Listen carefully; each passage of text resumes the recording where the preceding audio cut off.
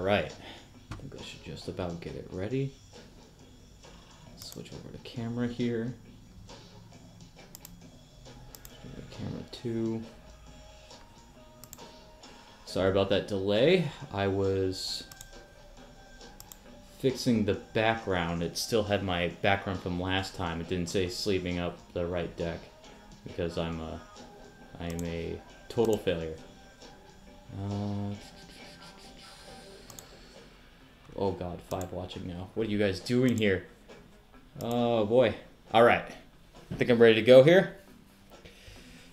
Mic check. Here we are.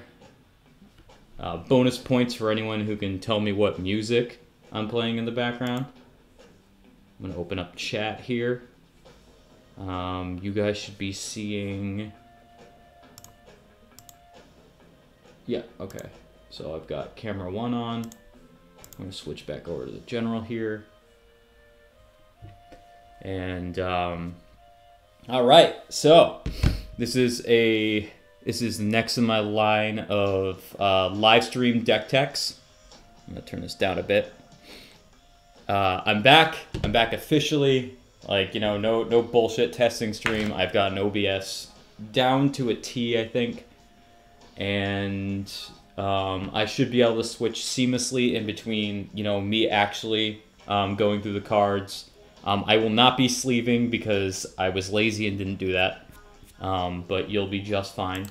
I can transition seamlessly between the cards you see physically in front of me and you know, the actual, like, I can show you the card either through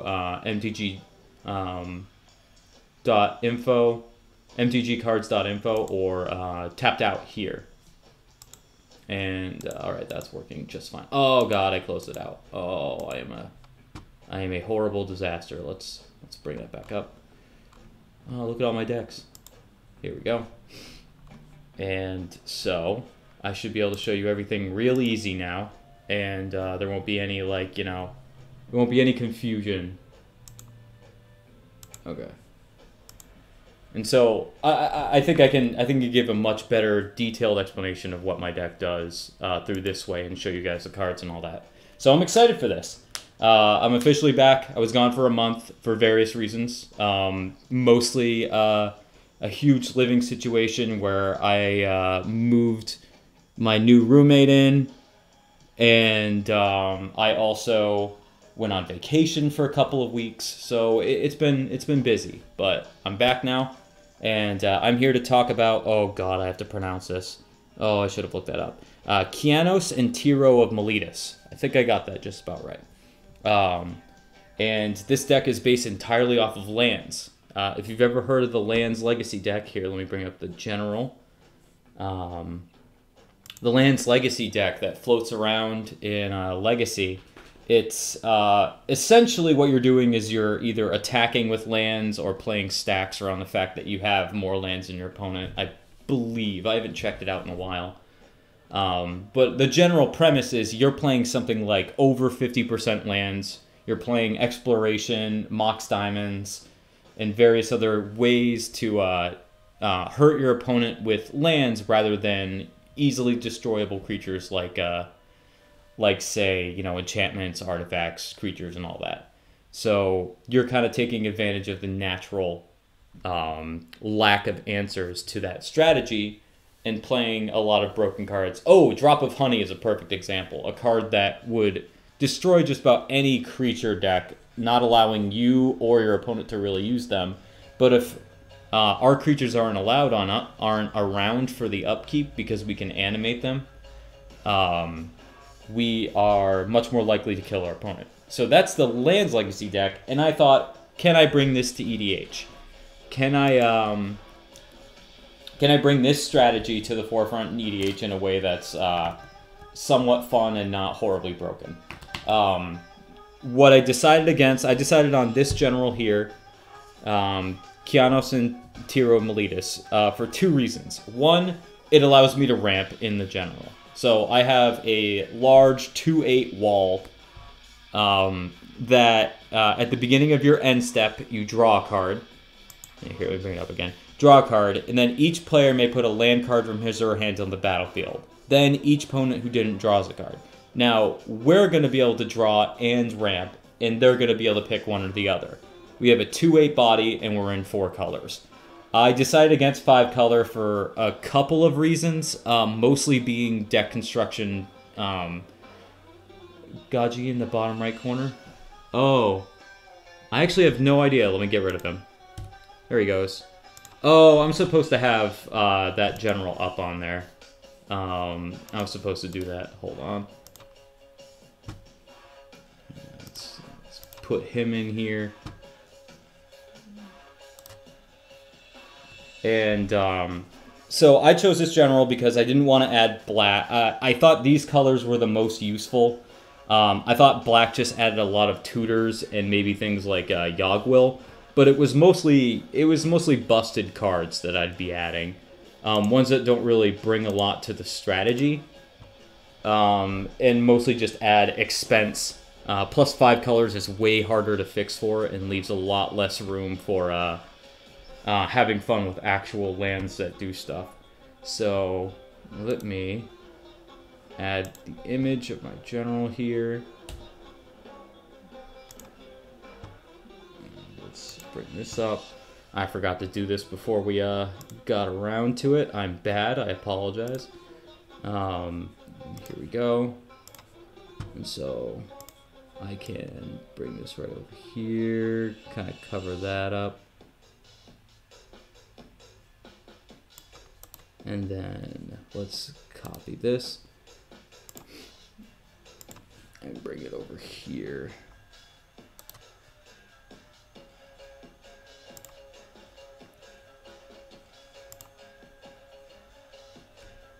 Oh, what happened there?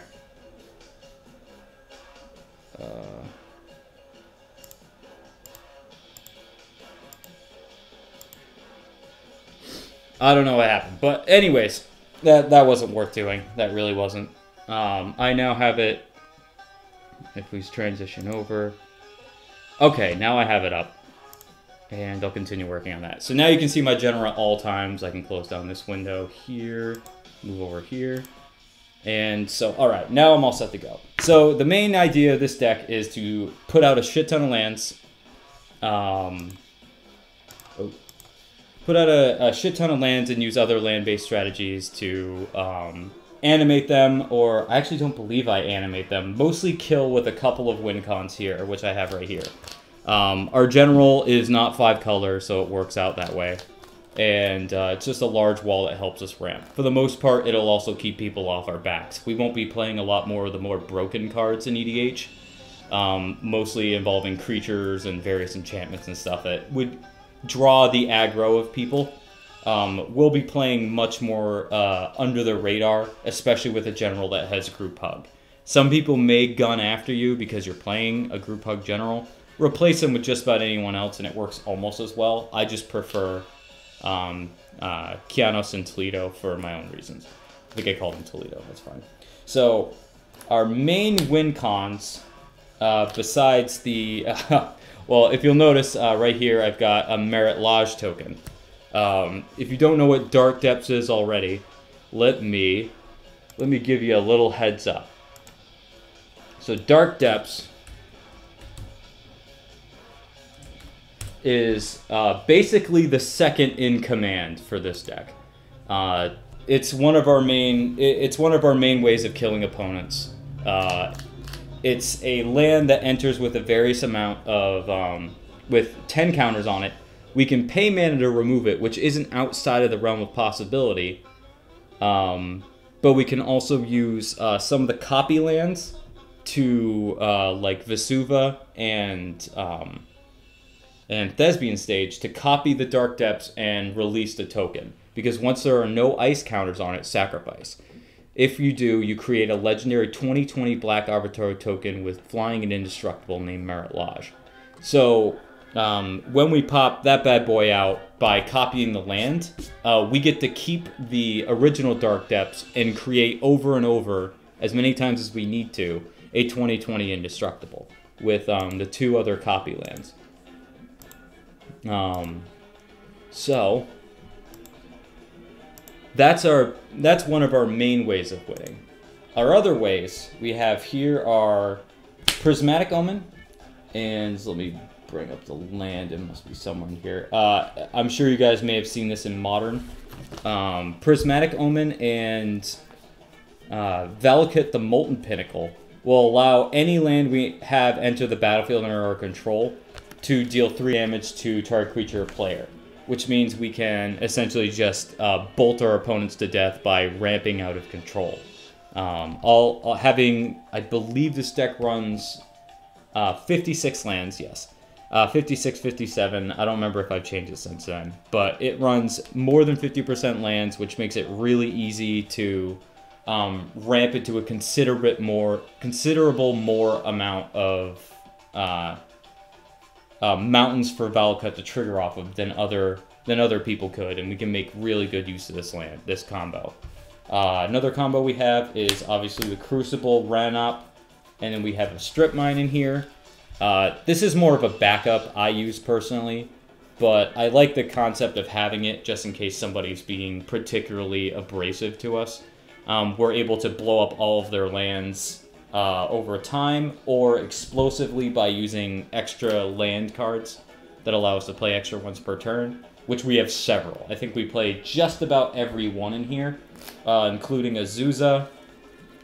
I should be over here. Including Exploration, Wayward Swordtooth, Azusa, and Oracle Mdaya, and Mianden. So we run all 5 that I believe are currently viable in our colors or available. And we can just blow up multiple lands. And pretty much once you've killed about 4 or 5, most people are out of the game. So if you can nail an Azusa, Mianden, blow up 4 lands, you can take somebody out, if necessary. I don't prefer to run directly to that strategy myself, but it's there for people who like it. I like to keep it as more of a backup, just in case, like I said, people are being particularly abrasive towards me. Our other win cons are, funnily enough, the Swans, Seismic Assault, and Borigamos combo. Swans being a flying 4/3 that whenever a source would deal damage to Swans of Arigol. Let me bring that up for you. And we can switch over here. So here's Swans. I believe that popped up correctly. Oh no, did it? Did it not? Is this not working? Okay, there we go. Alright, so it is bottom screen. So, this is Swans. If a source would deal damage to Swans, you prevent that damage. That source's control draws cards equal to the damage prevented this way. And then both Seismic Assault and Borigamos the Enraged allow you to discard land cards to deal damage. So the gist of the combo is you here, let me see if I can bring it up. So the gist of the combo is you use Seismic Assault here to zap Swans, draw a couple cards. You have over 50% lands in your deck, so your chances of drawing more lands is excellent.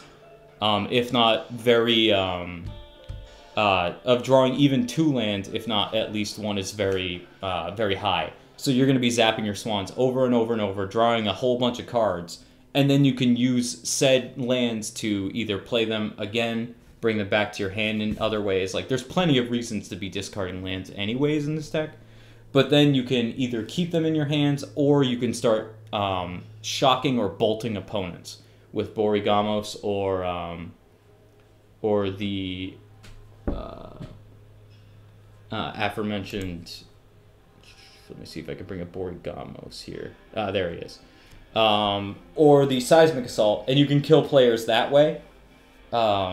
Another way we win in this deck is Avenger of Zendikar. I'm sure everybody's seen this card before. It's notorious in EDH at this point. There's really no need for an introduction, but when he enters, you get a whole bunch of plants equal to the amount of land you control. So you get a whole bunch of 0/1s, and then for every land that enters the battlefield since then with landfall, you'll put a counter on each one of those plants. So it's an instant army in a can, and on top of that, we're particularly adept at bringing back a massive amount of lands all at once. So our deck can have an instant, 6-7 army, and that's more than capable of killing people very fast. A couple of other various cards that don't really fit a particular strategy, but we leave in here, are a couple of board wipes. We don't play a lot of them, but what we do play very heavily prefers us over our opponents. Those would be Magus of the Tabernacle, Cataclysmic Gearhulk, and the Great Aurora. Now, Magus of the Tabernacle is based off of a land. It's a 2/6 creature, a 4-drop 2/6 creature that has, at the beginning of your upkeep, sacrifice this creature unless you pay 1, or all creatures have it. So anybody who can't pay for the amount of creatures they currently have will be sacrificing all of them. Most likely starting their turn and going from there. A lot of the times people won't even deal with it. Here we go, Magus of the Tabernacle. A lot of times I've noticed people won't deal with this card in time, and especially if it's on their turn, they probably won't kill it. They'll let other people try to. So I've had everybody get hit by this when it actually shouldn't hit them. But I can't afford the land. If you can afford the land, or if you have it lying around for whatever ungodly reason, sorry, I just had to switch back over. I get nervous that it's not working, but that's just me being really paranoid using this new. But if you have the land, there's a land that does the same thing that doesn't tap for mana and just sits there. I would love to have that, but I think it's like $2,000 now. So no thank you. Play Magus. It's $1.42 on TCG Player. Literally 100 times less expensive, I think. So there's that, and then we have Cataclysmic Gearhulk, which is a little harder to explain. He's in here because we can get him back, particularly because he's really good at wiping the board. And on top of that, he can be gotten back with Buried Ruin and Academy Ruins. But Cataclysmic is a 4/5 Vigilance that when it enters the battlefield, each player picks an artifact, creature, enchantment, and planeswalker from among everything they have, and then sacrifice the rest except for lands. On ETB. So it's really, really hard to stop this. A lot of decks just pick up so many cards and throw them in the graveyard to this. It's really devastating for a lot of strategies, and it almost doesn't affect us. Sometimes we have a couple too many enchantments, but we almost never have more than one artifact we care about at a time. And as far as enchantments go, depending on how well we're doing for one particular strategy, it's a pretty easy choice. If you've already got a Valakut out and you just placed a Prismatic Omen, obviously you keep that. If you have Swans in hand and you've got your Seismic, it's worth picking. You know, it's easy choice most of the time. All we're really getting hurt for is enchantments. Just check. Tabernacle is 2,000 for a heavily played copy. Yeah, you're not going to be playing... Yeah, so we're not playing that. That doesn't get run in this deck. If your play groups allows proxies, I guess run it. But seriously, Magus is more than good enough. And Cataclysmic Gearhulk is just as good too. You're really going to wipe a lot with this card, and you're really not going to... You just don't hurt yourself enough with it. It's very, very good. Ironically enough, one of the only formats... one of the only decks in one of the only formats he was ever good in. And then next we have the Great Aurora, which seems printed almost entirely just for this card. So we're going to find it. It's a sorcery. So we got it right here. I'm showing all these cards on screen instead of in hand because they're a lot more important to the strategy, so I want to make sure you guys can see them and read along with them, because these are the cards you pretty much can't go without for any kind of version of this deck. Whether you add black or not, all of these cards have to be in here. The Great Aurora is a 9-drop that takes each player, shuffles all cards from his or her hand and all permanents he or she owns into his or her library. Then draws that many cards. So even tokens will count. So we can play Avengers Zendikar, get 1 billion tokens, then cast Great Aurora, and just just shuffle everything in and draw way more cards than we're supposed to. But here's the kicker. Each player may put any number of land cards from his or her hands onto the battlefield, then exile the Great Aurora. So what we get out of this is we draw about, most of the time I find myself drawing 35 to 40 cards. Easy. Maybe if it's earlier in the game, you're looking at like 20 to 30. But even still, you're drawing somewhere around 30 cards in hand. And what you then do is you plop all land cards. Most people, if they manage to draw upwards of like 25 to 30, they're only going to be able to drop about 10 lands on average. Most people play 33% of their deck lands. And that has a very massive variable because the way they're shuffling, it just kind of works out when you shuffle a large land pile in along with a lot of other stuff. Most people only end up dropping about 6 or 7 lands, which may be massively less than they had before.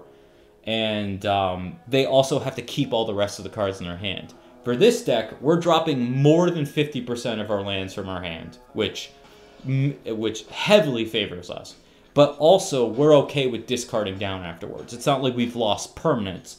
We've probably just lost little bits and tricks. But all of our biggest pieces, besides the win cons here, I'm going to switch back over to the other camera. Besides the win cons you see here, most of the rest of the cards are pretty incidental. We can go without them. They can kind of just be discarded.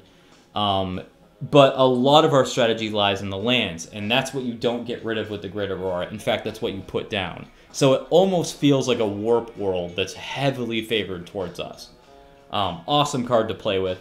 Plus, it's one of the few board wipes that really doesn't like just stall the game entirely. It kind of restarts it, but in a way that pushes you forward. So it feels a lot more fair, or a lot less dirtily and time wasting than most rafts. We don't run a lot of traditional ones in here. Mostly just the Magus and the Cataclysmic, and then we have the Great Aurora.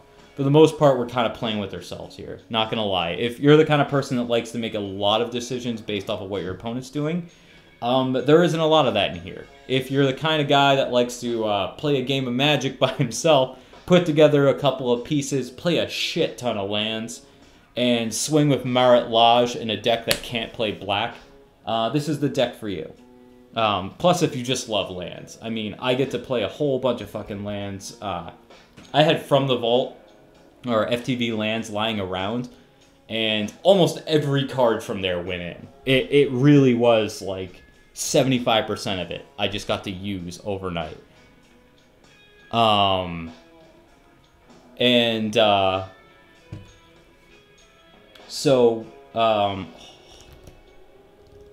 on.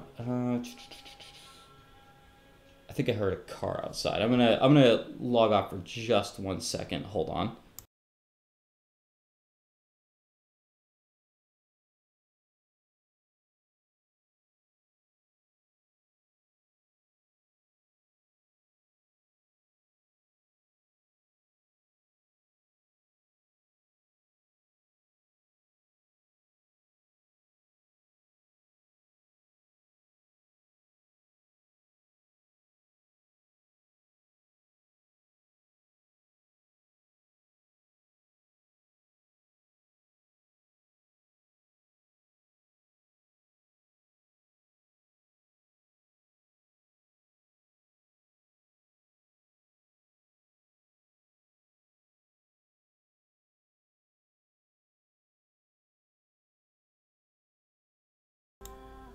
Okay, sorry about that.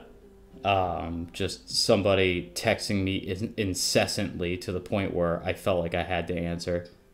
Back to what I was saying. So now we're going to move on to the other strategies in deck. That's most of the win con. There's probably a couple of other ones up in the lands up here that we use too. Mostly things like Glacial Chasm, which allow us to live almost indefinitely. And Kessig Wolf Run, But other than that, that's the basic strategy you're using here. It's a decent chunk of cards that work together and allow you to win relatively quickly once you get them working. So it's not like your opponents have to watch you kind of play it out. Most people know how these combos work once they start. So most of your opponents will scoot, especially once the math kind of comes together, especially on the Swans thing. Once you've explained it and you start kind of playing it out, it's pretty self-explanatory. Oh, also besides Swans, you can use Life from the Loam. Here, let me explain this card real quick. Life from the Loam is a card that allows you to, instead of drawing, I can't believe I forgot this. Instead of drawing, you can dredge this up and return 3 land cards back to your hand. It's real easy to, if you start the combo with all your mana open, to allow Life from the Loam to keep you playing even though you've maybe gotten bad luck off of it. You can keep dredging, which means instead of drawing like a couple of cards off the Swans, instead of drawing 1 card off the Swans, you'll dredge this back up, mill 3, and then you can pay 2 and bring 3 lands, which you definitely have in your graveyard, back. So even as you're drawing a massive amount of cards, eventually you're going to hit for Life from the Loam, and now the combo doesn't depend on how many lands you have in your deck. It's how many you have in your graveyard, and then how many times you can pay 2 mana, which a lot of the time is more than enough to kill some people. If you have 25 lands out, let's say, you're going to have something like 12 returns of Life from the Loam, which is 12 bolts. That should be more than enough to kill most people. 12 bolts should definitely finish off one person, get deep into the other, and that's excluding the fact, that's excluding entirely what you've drawn off of Swans naturally. So now that we've moved on from that strategy, these are now we've gone over the win cons, or in just like more in-depth strategic cards. Now we can move into things like the second most important strategy we have here is the ramp. We're not getting anywhere if we can't play a massive amount of lands over our opponents in basically an unfair order. I'm going to go through these a little quickly. I believe this stream has been going on already for, let's see. I can't tell. Oh, 35 minutes. So I'm going to try and keep this around an hour. So what I'm going to do is I'm going to go relatively quickly over some of these choices. Most of them are obvious. They don't really require much because unlike most deck techs, the lands aren't just a pile of cards that you can move on from. A lot of these lands are actually really important and serve an actual function. So for the mana ramp we have in particular, let me move back over here. I'll open these back up.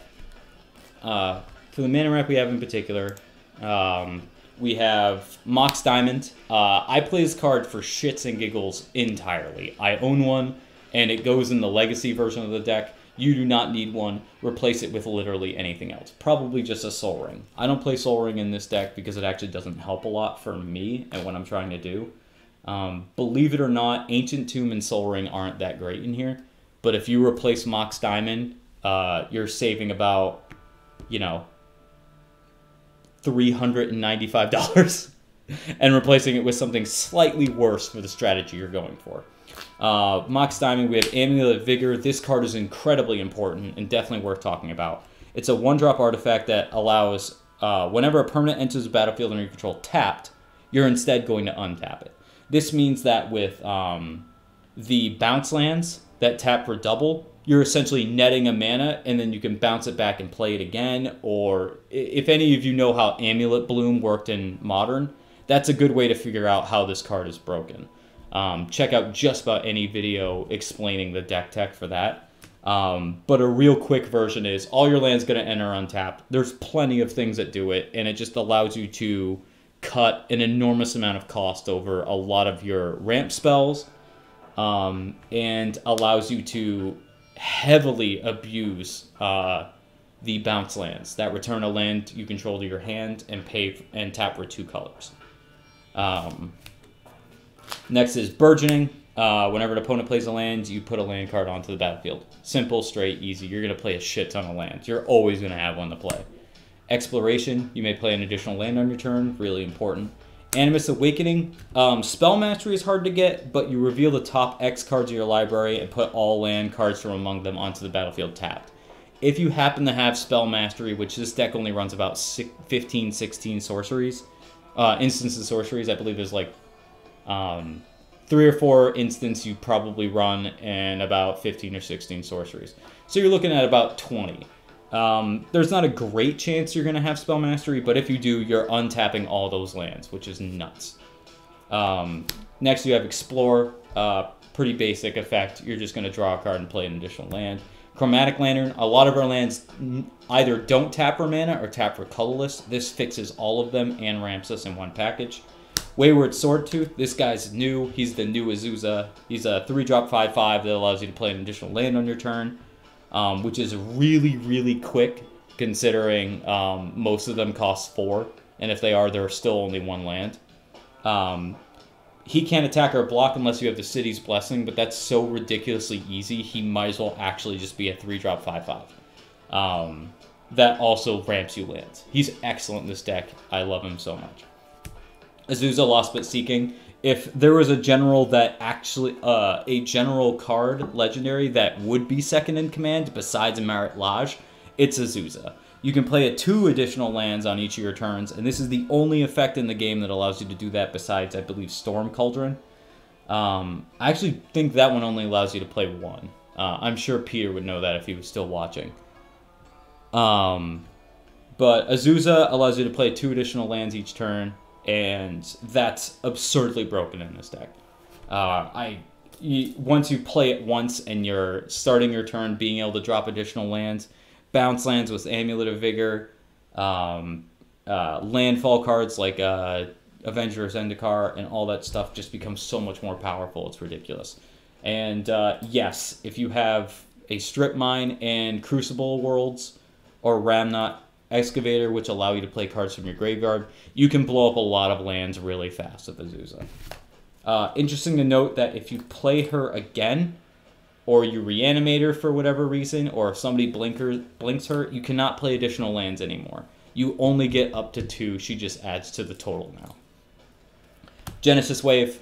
This card goes in a lot of decks. It's actually weakest here than most other decks, but you're still allowed to grab an enormous amount of cards that are probably lands off the top and drop them onto the battlefield. It's still really powerful here, even though Azusa is the only permanent it gives multiple land drops. Okay, cool. Thank you, Peter. As usual, you know way more about this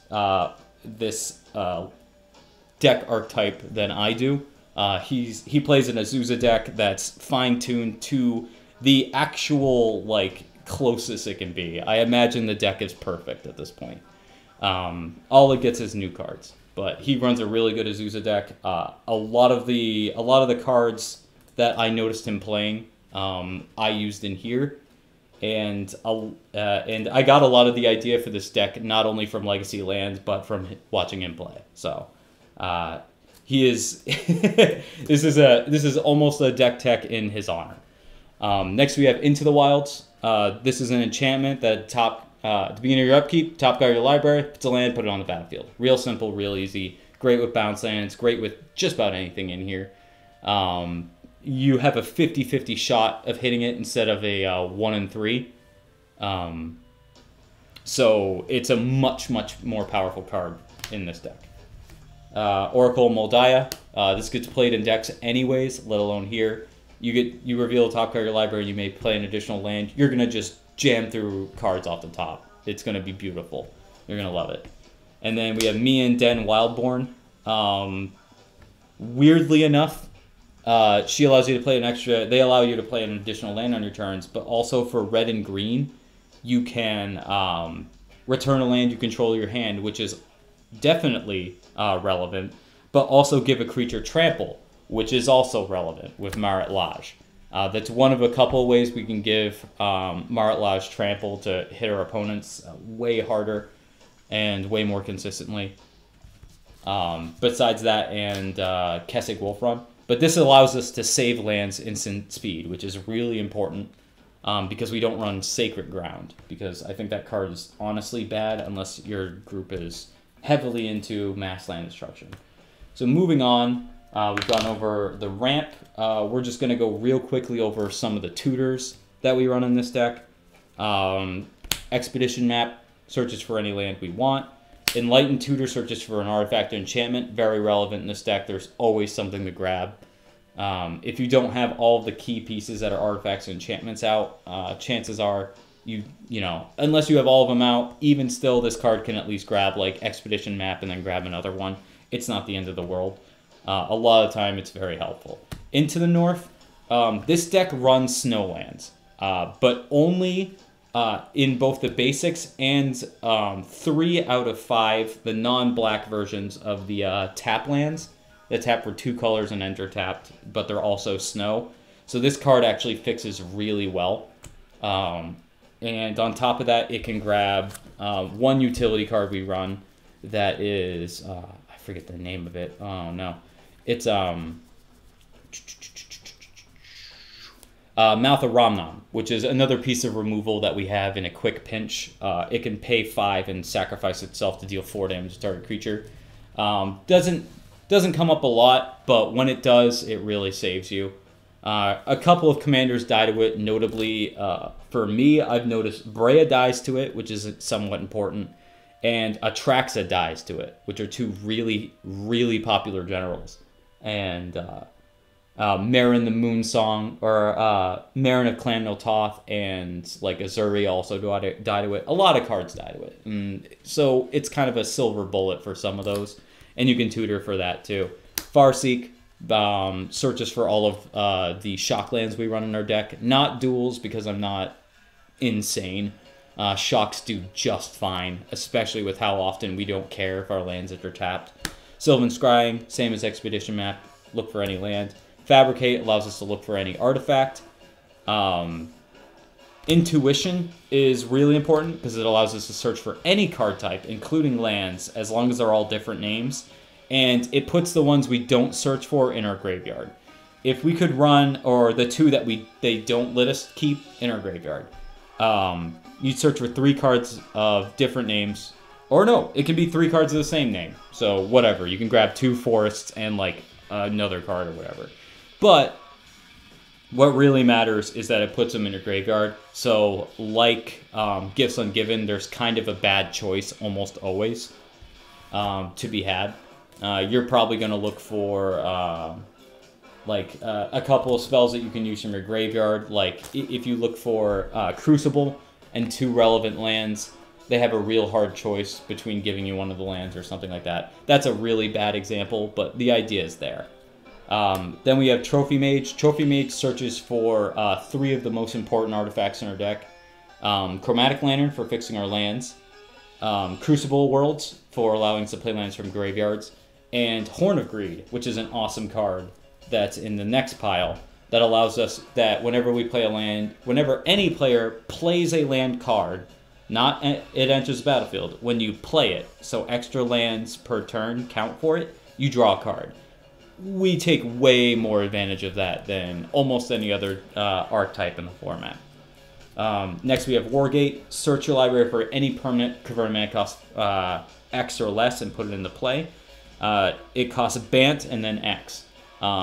Cool part about this is we can just pay green, white, blue, and search for any land, because lands have converted mana cost 0. Tempted Discovery. You search for any land in your deck and put it on the battlefield. We'd pay 4 mana for this alone, but if your opponents get greedy and also want to grab lands, you get extra ones. It's almost never worth it for them to grab lands unless they're heavily behind. And fun fact, when one person does the tempting offer, most of the rest of them just join in on so that they're not behind. One person blows it, they blow it for the whole team. Our Promise. This also allows us to look for any land, but it allows us to grab 2 of them and put them on the battlefield tapped. We'll never get the zombies from the deserts. And last we have Bring the Light. Bring the Light is Converge, search your library for an instance, creature, instant, or sorcery card. that that has converted mana costs X or less, where X is the number of colors we use to spend this. We can pay black so we can get 5 drops. Most of the time we're just grabbing either Swans, or we're grabbing Azusa, or one of the other ways we can win that way. Let me see. We can grab Magus of the Tabernacle to instant kill a lot of tokens on their next turn. Grabbing Light from Malone. There's plenty of targets here for Bring the Light to nab. And then real quick, we have our card advantage. Treasure Hunt is just excellent. You reveal cards until you get a non-land card. Most of the time, I'm drawing like 2 to 3 cards for 2 mana. It's just great, and it wouldn't fit the theme if you didn't run it. Trade routes, you can return a land you control to your hand for 1, or you can discard a land to draw a new card. It just allows you to play around with the lands in your hand in order to get a decent hand with them. Horn of Green, like I mentioned before, allows anyone to draw a card whenever they play a land, but most of the time we're getting a huge advantage off of it. Mystic Retrieval, this card is particularly important just because a couple of the instant sorceries are really important to get back again, especially things like a lot of the tutors, and actually that's about it, but it's really important a lot of the time. Just getting another tutor or Bring the Light back is more than good enough, and it has flashback, so we use it with intuition so that if they make us discard it, we can still use it. Just putting these 2 cards together is more than powerful enough for it to have a spot in the deck. Splendid Reclamation is a 4-drop, return all land cards from your graveyard to the battlefield tapped, all at once. Great if we get wiped, or we just kill all of our lands for some various reason, or if we're discarding all of our cards to Borigamos or Seismic Assault. Next we have Abundance. If you would draw a card, you pick land or non-land and reveal until you get one of them, instead of drawing. So with the Swans combo, we can actually just keep it going forever by only choosing to draw lands. Mind's Eye is excellent for drawing extra cards. It just allows you to do it off your opponent's turns whenever they draw a card. Most of the time, they're playing better strategies for drawing it, and we have a lot of extra lands, so it just works out perfectly. Plus, tapping out for Mind's Eye isn't nearly as taxing in this deck as it is for other ones. Most of the time, you'll draw at least 3 cards off of it before somebody blows it. And then this is a newer edition. The Teova, the Bethic Druid, is excellent. Whenever a land enters the battlefield, not just when we play it, we gain a life and draw a card under our control, allowing you to draw a huge amount of cards really quickly. And I don't think I've gotten her out yet, but I can't imagine she's back. And what we have next is we have the land pile here. I'm not going to go over the color fixing cards, but I'm going to go over each individual utility land to kind of wrap this up. We're at about 50 minutes, and I like to keep them to an hour. But we have Dust Bowl. Dust Bowl allows us to pay 3 and sacrifice a land to destroy target non-basic land. Just because the effect is repeatable without having Crucible or Rabnok Excavator, this card is worth having. If I could afford a Wasteland, or if I had gotten one yet, when I do, it may take the place of it, but for now, Dust Bowl is a perfectly fine alternative. Riftstone Portal, if it's in our graveyard, allows us to fix all our lands for green or white, which is great. It's pretty easy to throw in our graveyard, or sacrifice, or discard. And fixing some of these non-land cards to tap for green is really important, because a lot of the deck is green. Glacial Chasm, this is probably one of the most important lands in the deck, besides like Strip Mine or Dark Depths. Cumulative Upkeep, pay 2. When it enters the battlefield, you sacrifice a land. Creatures I control can attack, but all damage that would be dealt to me is prevented. Cumulative Upkeep of paying 2 life means you pay 2 the first turn, 4 the second, 6 the third, and 8 the fourth. You're going to die really quickly, but if you can replay lands from your graveyard, you can keep sacrificing it and bringing it back again. So you can choose to not pay the upkeep, have it go to the graveyard, bring it back again, sacrifice a land in some way or another, and kind of keep yourself perpetually active on Chasm. It allows you to really have a lot more time to spend on putting together your own strategy in the other areas. Buried Ruin allows us to get an artifact back for 2 mana and sacrificing. We have some Fixing, Exotic Orchard, Grasslands. Academy Ruins allows us to bring artifacts back. A couple of them are really important in this deck, and also getting back Cataclysmic Gearhulk over and over is just as funny. Arboreal Palace in the Cloud allows us to return it to our hands for extra landfall triggers. Talaria West is a transmute card that allows us to search for any land card from in our deck for just 3 mana by discarding it. We got a couple more Fixing here. I like Forbidden Orchard in this deck because we do have the disguise of a group hug deck, so giving people extra shit is always nice.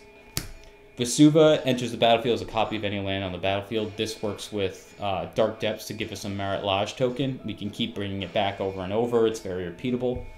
Also, copying some of the other lands in this deck isn't bad either, though a lot of them are legendary, so it's so some of the more useful ones aren't necessarily available to us with Vesuva. Some more Fixing. I run all of the Tri-lands. I run a couple of fetches. I run all the cycle lands because they're excellent with Life in the Loam on basic.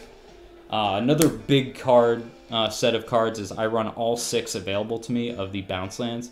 When they, like I said, when they enter the battlefield, they tap for 1 of each color, and when they ETB, you return a land back to your hand, and you can pick this again. And with Amulet of Vigor, you can keep tapping it over and over and just playing a whole bunch.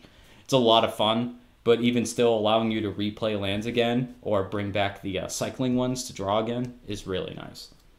Mazavith allows us to untap doesn't tap for mana, but allows us to untap an attacking creature and save us from some combat damage. It doesn't have to be us either, so you can help other people if you're not being targeted. Deserted Temple has the added ability of untapping a land. That can get pretty fucking broken with some of the stuff in here, especially some of the tap lands if we manage to get them tapping for extra. If you want to run Mana Reflection, it's really done with that. We have another Tri-land. I run all of the snow-covered basics for the 5 I run. I think it's... it's 6. It's 3 forests and then 1 of the rest of them. Terramorphic Expanse. Any fetch is excellent in this deck. If you have them, throw them in. They're really, really good. For whatever else you feel like replacing them with. Your Fixing's pretty open for what you can play. The utility lands are what's really important. How you want to fix is kind of up to you. Most of them work well. I chose Snow. Snow, Shocks, and some basically cheap ones because it really doesn't matter in this deck. Entering tapped is not nearly as much of a hindrance as it is in other decks. Kessig Wolfrun allows us to turn any creature into a win con because we have more than enough mana to dump into it, but it also allows us to give Merit Lodge Trample. Also, if you have enough mana, you can kill with your general with commander damage. Bounce Land, Evolving Wilds. Most of these are just ones. Petrified Field allows us to sacrifice or return any land card back to our hand.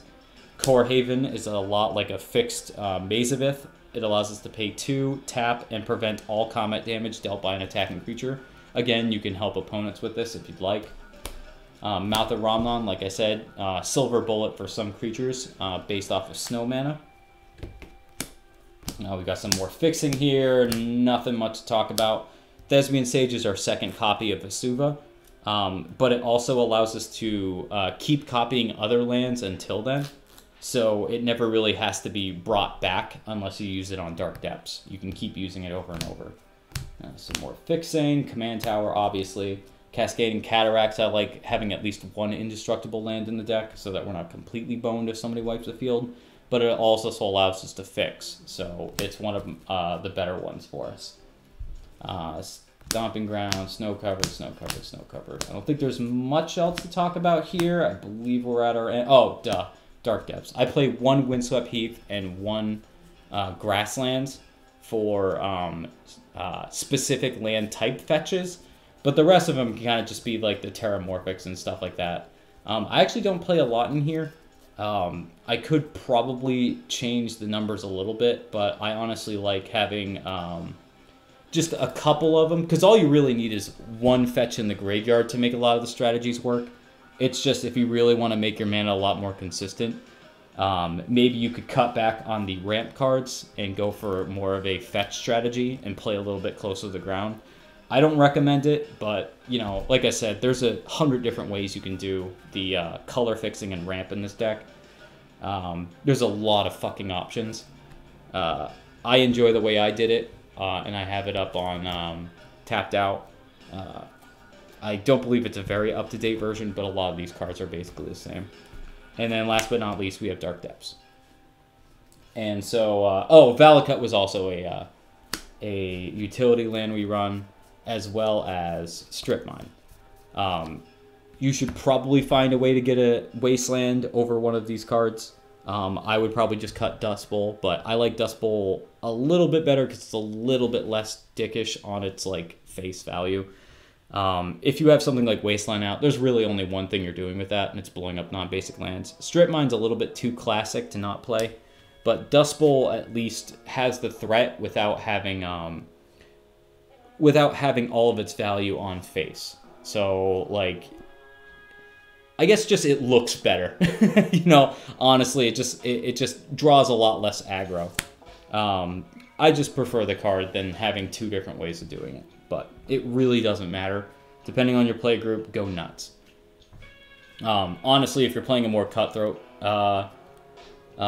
meta, you should be running a 5-color general anyways, because Kynaios doesn't do that much different than just having like Child of Alara blowing up all non-land permanents. You wouldn't even need Gear Hulk at that point. But that's my lands, Kynaios and Kynaios and Tiro deck. Man, I have no idea how to say these fucking names. That's my deck here. That's my deck tech of it. It's a lot of fun to play. I always have a smile on my face, kind of just dropping like five lands a turn, playing around with them, putting together the strategy. It's a very complicated deck to play, so it's a little bit like a puzzle for yourself. There is, like I said, the drawback before of you are kind of playing a puzzle game by yourself to win, and you're not interacting with your opponents much, if not at all. Luckily, you're helping them out, so you're not drawing a lot of aggro. So it's not like some of the other puzzle decks, like maybe combo ones, where you're just trying to win on the spot and everybody wants you dead, like the artifact ones like Breya and Sharoom. But this one has a little bit less aggro initially drawn towards it, but you're still essentially playing with yourself. So if you're not a fan of combo, this may not be for you. Alternatively, another strategy you can use is all of the Awakening cards. I don't use any Manlands or any Awakening cards in here. I kind of ditch that strategy for more of a Goldfish kind of scenario. But if you want to animate all your lands and attack with all of them and kill people, that's just as viable. There are a couple of lands like Terra Eternal and some other cards that allow you to really play that strategy and just beat your opponents to death with a massive amount of lands after board wiping. You play Wrath of God, you animate all your lands, you untap all of them with like Rude Awakening, and then just swing and kill people. That's perfectly viable. It's a strategy that you could totally go in a different direction you could go with here. You could cut a lot of these cards, almost all of them, but like Avenger. I prefer the Swans and the Prismatic Omen and a couple of the other more wonky combos because they're just kind of fun to put together, especially Swans and Seismic Assault, mostly because I got these cards foil right before the deck exploded and made them really expensive. But if you wanted to go that route's also completely available to you. I don't have a deck tech for it, but I imagine the shell around it isn't much different. You still probably play a lot of the same ramp cards, a lot of the same draw and various other land playing cards and shit like that. Probably a lot of the utility lands are the same. Maybe your fixing's different. This pile here is very much flexible, that you could change it to man lands or other cards that help that strategy. But yep, that's what I decided to do with Group Hug. Play basically no group hug whatsoever and kill people with lands. So this is why I call a lot of my generals fluff generals. They don't really help out for the main strategy. They're just kind of there to look pretty. I like playing these guys turn 4 or turn 3 most of the time, and just kind of drawing and just playing the rest of the game out with them there. They almost never die. They're a huge body and suck up a lot of damage, so it's definitely not a bad time. And that's about all I got. My tapped out will be in the description. I'll be putting together this video along with a lot more information about the deck, and after it goes up and after it processes, so you can go back and watch if you just joined us. And I hope you guys enjoyed this, and I'll be back sometime soon, definitely within a week. More than likely with, I think I want to do Feldon next. It's one of my favorite decks of all time, and it's about time I showed off all my masterpieces. So until next time, this is Adam from AA Gaming, and I'll catch you on the next Sleeving Up. Let's click out of this.